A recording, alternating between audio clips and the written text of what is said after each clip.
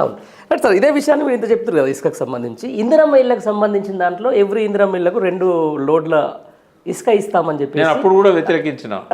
అప్పుడు కూడా కేసీఆర్ గారు ఇది ఎందుకంటే 5.5 లక్షలలో ఇల్లు కావాలన్నారు. ఏది 2 బెడ్రూమ్ ఇల్లు ప్రామిస్ చేసిండు కదా సారు, ఇవ్వడానికి వీలు కాదని చెప్తే కాంట్రాక్టర్స్ అందరూ ఏమన్నారంటే 5.5 లక్షలు ఎవరం ఇల్లు కట్టలేమని చెప్పారు. చెప్తే 7.5 లక్షలకు పెంచాడు దాన్ని.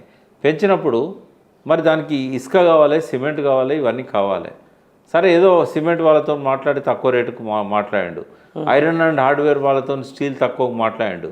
ఇసుక విషయంలో ఏం చేసిండంటే ఎక్కడైతే ఒక లెవెల్ ఉంటుంది 4 మీటర్స్ ఆల్రెడీ దానికంటే దిగువకు తీయొద్దని ఒక లిమిట్ ఉంటుంది, ఆ లిమిట్ పెట్టిండు.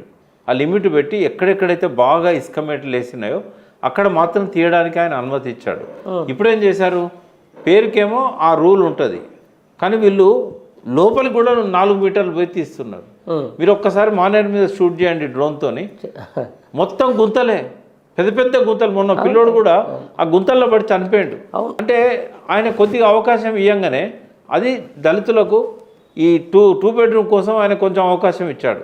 ఇక వీళ్ళు దాన్ని పట్టుకొని విడిగా ఒక్క నంబరు, ఒక పేరు చెప్పను కానీ ఒక కమిషనర్, ఇప్పుడు కూడా ఆయన సంచలనమైన కమిషనర్, ఆయనే వరంగల్లో కమిషనర్ ఉన్నప్పుడు ఆయన చాలా నిజాయితీపడు. ఒక్క రాత్రి దారిగాచి ఇసుక లారీలను పట్టుకున్నాడు. ఒకటే నంబర్ పర్మిట్ మీద 100 లారీలు దొరికినాయి. తెల్లారి పేపర్లు వచ్చింది, మళ్ళీ తెల్లారి నుంచి బంద్, వెంటనే ఫోన్ వచ్చింది. అంతే. ఇప్పుడు మీరు ఇసుక ట్రాక్టర్ని కానీ లారీని కానీ పట్టుకోండి, 5 మినిట్స్లో వదిలిపెట్టాల్సి వస్తుంది. అక్కడ ఎంత సిన్సియర్ ఆఫీసర్ అన్నాడని అంత అన్నప్పుడు సరే ఇక ఎప్పటిదా ఇటు వద్దాం. ఇక ఆయన భాష తన మీద మీరు ఆల్రెడీ చెప్పారు. రేవంత్ రెడ్డి ఏది చేసినా, చాలా ఏది చెప్పినా, ఏది మాట్లాడినా చాలామంది మేధావులకు నచ్చుతూ ఉంది. ఒక ఆయన అయితే విద్య పెళ్లి చేసుకున్నాడు, ఒక ఆయన అంటాడు, ఇంకొక ఆయన మూసీకి సంబంధించిన దాంట్లో దీని మీద చరిత్రలో నిలిచిపోతున్నాడు, ఇంకో మేధావు అంటాడు. కానీ ఏం మాట్లాడినా రేవంత్ రెడ్డి వి ప్రకాష్ లాంటి మేధావుకు మాత్రం నచ్చట్లేదు. ఎందుకంటారు? ఇంతమంది మేధావులకు నచ్చిన రేవంత్ రెడ్డి వి ప్రకాష్ ఎందుకు నచ్చట్లేదు? మేధావులు 2-3 రకాలు ఉంటారు. ఓకే. ఒకటి వాళ్ళకి అన్నీ తెలిసినా కూడా నోరు తెరవని మేధావులు ఉంటారు. ఓకే. కొంతమందికి అన్నీ తెలిసినా కూడా వాళ్ళు వాటి మీద మాట్లాడకుండా, ఎంత దరిద్రపు ముఖ్యమంత్రి అయినా కొన్ని మంచి పనులు చేస్తాడు కదా, ఇక వాటి మీద వాళ్ళు మాట్లాడుతూ ఉంటారు. కొంతమంది మేధావులు ఏం చేస్తారంటే ఈయనతో ఎప్పుడన్నా పదవి తీసుకోవడానికి అవకాశం ఉంటుంది. అందులో జడ్జిలు కూడా ఉన్నారు. ఎప్పుడన్నా ఏదన్నా పదవి కోసం మనం పోతాం కదా, ఎందుకు జడగొట్టుకోవాలి రిలేషన్షిప్ అని చెప్పి కొందరు ఉంటారు. అన్నీ తెలిసినా నోరు మూసుకునే వాళ్ళు కొందరు ఉంటారు. కొందరు వాళ్ళని అందరినీ మడతపెట్టి ఉతికే వాళ్ళు ఉంటారు. దానివల్ల ప్రయోజనం ఏంది అనేది ఆలోచించరు. అదే అంటున్నా, కొంతమంది మా ఆవేశపరులైన తెలంగాణ ఉద్యమకారులు ఉన్నారు, వీళ్ళిద్దరిని తిడుతూ ఉన్నారు. ఇద్దరిని తిట్టి మీరు సాధించేది ఏందే, మళ్ళీ బీజేపీని తెచ్చిపెట్టుకుంటారా? 5 కంటే డేంజర్ కదా. కాబట్టి ఒక కామెంట్ చేయాలనిపిస్తుంది కానీ మీరు చేయకపోతే ఇంకో చేస్తారు. నోరుండి ప్రజల పక్షాన, మెదడుండి ప్రజల కోసం, ప్రకృతి వనరులను కాపాడుకోవడం కోసం ఆలోచించని వాళ్ళకు 100 డిగ్రీలు ఉన్నా వాళ్ళు మేధావులు కాదు, వాళ్ళు తెలంగాణ ద్రోహులు. అంతే.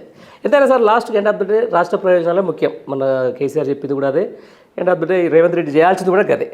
రాష్ట్ర ప్రయోజనాలు ఇంత పనంగా పెడుతున్నా, రాష్ట్ర సంస్కృతి సాంప్రదాయాల మీద ఇంత రాద్ధాంతం చేస్తున్నా, రాష్ట్రానికి సంబంధించిన దాని మీద ఎన్ని విధాలుగా అనగదొక్కాలో, ఈ రాష్ట్రాన్ని ఎంత విఫల రాష్ట్రంగా చిత్రీకరించాలని రేవంత్ రెడ్డి ప్రయత్నం చేస్తున్నా, ఇంకా కూడా ప్రజలు ఈ సర్పంచ్ ఎలక్షన్లో కానీ ఇట్లా కూడా ఇంకా కూడా కాంగ్రెస్ వైపు ఎందుకుంటుంటారు?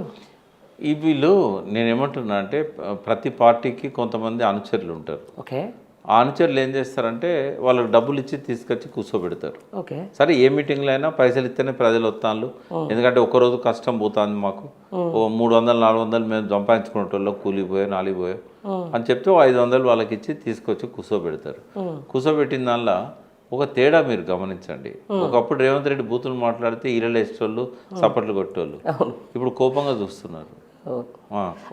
నుంచి అక్కడ అంతకంటే గొప్ప సబ్జెక్ట్ ఏమో ఆశించారు కదండి. నేనేమంటున్నా అంటే, నేను మొదట్లో ఎమోషనల్ అయ్యి మీరు చేసిన కర్మే ఇది, మీరు గెలిపించారు, నెత్తిన పెట్టుకున్నారు, ఒకసారి చెప్పులతో కొట్టుకోవాలి కాంగ్రెస్ కోటేషన్ వల్ల అన్నాను.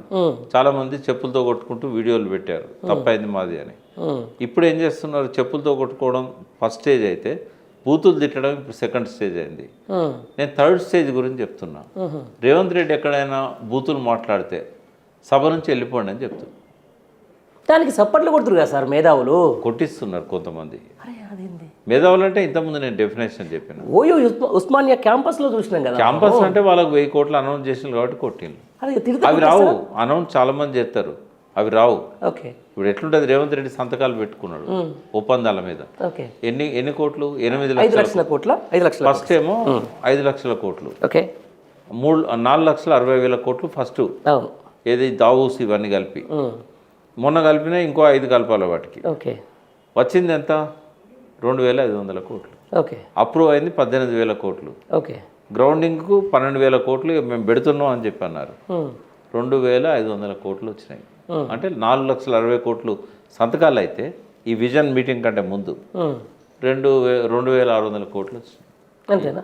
ఇట్లా ఉంటుంది. మరి మేధావులు సపోర్ట్లు కొడతారు, ఎందుకంటే వాళ్ళు 2,600 కోట్ల సంగతి వాళ్ళకి తెలియదు.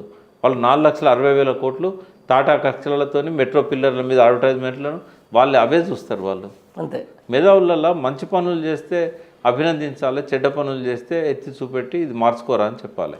అటువంటి మేధావులు మనకు కనబడతలేరు మొత్తం. అంటే సార్ లాస్ట్కి వచ్చిన కూడా అడుగుతా, ఏమని అడిగితే రేవంత్ రెడ్డి మాట లేకపోతే ఇంకో కాంగ్రెస్ నాయకుడు లేకపోతే మంత్రి ఏమంటారు, కేసీఆర్ ఒక సబ్జెక్ట్ మాట్లాడిండు, పాలమూరు రంగారెడ్డి గురించి అడిగిండు. సరే, దానికి సమాధానం చెప్పాలంటే ఫస్ట్ నీ బిడ్డని ఏదో చూసుకోమంటారు, అదే అంటున్నారు ముందుగా. మరి దానికి ఎప్పుడు ఫుల్ స్టాప్ పడుతుంది? అంటే ఇప్పుడు వాటి గురించి ప్రజలు తిరగబడేదాకా ఈ భాష నడుస్తూ ఉంటుంది, ఇదే నడుస్తూ ఉంటుంది కథలు. ఎందుకంటే ఈ ఇంట్లో చిచ్చు పెట్టించింది కూడా రేవంత్ రెడ్డి, ఇంకెవరో కాదు. ఇక నేను ఆమె గురించి మాట్లాడదలుచుకోలేదు. ఇంట్లో చిచ్చు పెట్టింది కూడా ఆయనే. సరే sir, end of the day 2 ఏళ్ళు అయిపోయింది, హనీమూన్ పీరియడ్ అయిపోయినట్టనా? 2 ఏళ్ళు కేసీఆర్ గారు ఓపిక పట్టారు. ఇంకా ఒక్క క్షణం కూడా కేసీఆర్ గారు ఓపిక పట్టద్దు, అసెంబ్లీలో అడుగు కూడా పెట్టొద్దు. ఈయనున్నంత కాలం ప్రజలను వదిలిపెట్టద్దు, అసెంబ్లీలో అడుగు పెట్టద్దు, ప్రజలను వదిలిపెట్టదు. రైట్. మామూలుగా ఇప్పుడు కొంతమంది ఇంతకుముందు నేను సోషల్ మీడియాలో చూసిన సంవత్సరానికి 10 నిమిషాలకు ఒకసారి వచ్చి ఓటీపీలోకి వచ్చిపోతుండే కేసీఆర్. మళ్ళీ ఈసారి వచ్చిందంటే మళ్ళీ ఒక 6 నెలలకు 2 సంవత్సరాలు సమయం ఇవ్వాలి కాబట్టి ఇచ్చిండు. ఓకే. ఆ మధ్యలో వచ్చింది కూడా కేవలం సభ కోసం వచ్చాడు, ఓకే, అంతకుముందు ఎలక్షన్ల కోసం వచ్చాడు. ఆ 2 సందర్భాల్లో ఆయన రావాల్సిన అవసరం ఉంది కాబట్టి వచ్చాడు. ఒక్క మాట కూడా ఆయన పేరు పెట్టి ఎక్కడ ఎప్పుడు అనలేదు.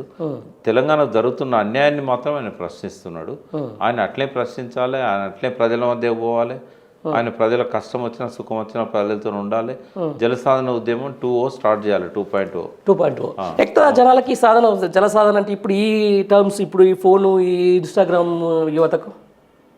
ఇన్స్టాగ్రామ్ యువతను మనం ఎప్పుడు తప్పుగా అర్థం చేసుకోవద్దు. వాళ్ళు జెన్జీకి ఇప్పుడు వాళ్ళే మూల స్తంభాలు. మళ్ళీ ఒక జెన్జీ ఉద్యమం రావాలంటే ఇవాళ కేసీఆర్ గారి మాటలు వాళ్ళ హృదయాల్లోకి పోవాలి. నీళ్ళ కథ ఏందో వాళ్ళకి తెలియాలి, తెలంగాణ గతంలో జరిగిన నష్టాలు ఏందో తెలియాలి. ఇప్పుడు ఓటాకు వచ్చిన వాళ్ళందరూ అటు చిన్న పిల్లలు కాబట్టి తెలంగాణ ఉద్యమం మీద వాళ్ళకి ఏమాత్రం అవగాహన లేదు. వాళ్ళందరికీ ఇదంతా తెలిస్తేనే మళ్ళీ ఒక జెన్జీ ఉద్యమం వస్తుంది. షేక్ హసీనాకు రాజపక్షకు జరిగినట్టుగా రేవంత్ రెడ్డికి జరుగుతుంది. చూద్దాం అది కూడా ఎట్లా, ఏ విధంగా ప్రజలు ఏ విధంగా నిర్ణయం తీసుకుంటారు. Thank you sir, thank you very much.